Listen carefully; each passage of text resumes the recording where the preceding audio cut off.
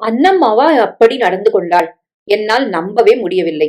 அவள் பெண் சுகுணா கல்யாணத்துக்கு எத்தனை ஆசையாய் அவள் இரவல் கேட்ட நகைகளை அவள் பெண்ணுக்கு பூட்டி அவளை அப்படியே அசர வைக்க வேண்டும் என்று நான் துடிப்போடு சென்றேன். வாசலிலேயே என்னை மடக்கியவள் கூடவே சம்மந்தி அம்மாள் இருக்கிறாளே என்ற நாசுக்கு கூட இல்லாமல் கேட்டாளே ஒரு கேள்வி.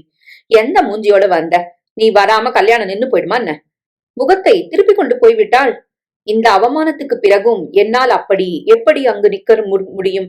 திரும்பி விட்டேன். அப்படி என்ன இவள் தின்னுகிற சோற்றில் மண்ணை வாரி போட்டு விட்டேன். போன வாரம் என் இரட்டைப்பேட்டு செயினும் நெக்லஸும் இரவல் தந்தால் சுகுணாவை கௌரவமாய் அலங்காரம் பண்ணலாம் என்று கேட்டாள். சத்தியமாய் அப்போது அவை என்னிடம் இல்லை. இவர் ஏதோ டெண்டருக்கு அவசரமாய் முன்பணம் கட்ட வேண்டும் என்று பேங்கில் வைத்து கடன் வாங்கியிருந்தார். இப்படி கேட்கிறாளே என்று இவரிடம் சொன்னபோது PF லோன் வந்துவிடும், நகையை மீட்டு கல்யாணத்துக்கு முன் கொண்டு போய் போட்டு விடலாம் என்று சொல்லி இருந்தார். நீ போ, உன் பொண்ணு மேடையில உட்காரத்துக்கு முன்னாடி நீ கேட்ட நகைகளை கொண்டு வந்து சேர்க்கிறேன் என்று சொல்லி அனுப்பினேன். அதன்படியேதான் நகையோடு போனேன். போடி வெளியே என்று விரட்டியபடி குறையாய் துரைத்து விட்டாளே.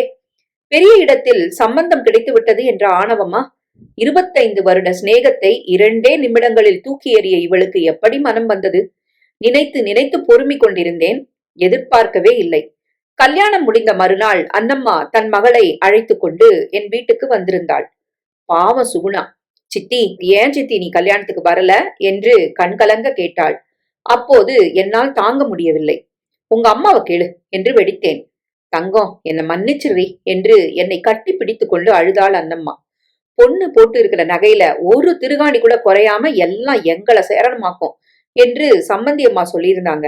அந்த நேரத்துல நீ உன் நகைய கொண்டு வந்து சுகுணாவுக்கு போட்டா என்ன ஆகும்? அவளையும் கூட வச்சுக்கிட்டு இதெல்லாம் உன்கிட்ட நான் எடுத்து சொல்ல முடியுமா?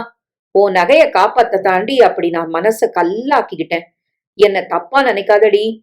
குழந்தை போல் கேவி அழுத அவள் கண்களை துடைத்துவிட்டு சுகுணாவை ஆதரவோடு அணைத்துக் கொண்டேன். காலம் எத்தனை மாறினாலும் நகையாசை இன்னும் இந்த பெண்களை விட்டு நீங்கவில்லையே என என் மனம் வெதும்பினேன். படித்ததில் பிடித்தது.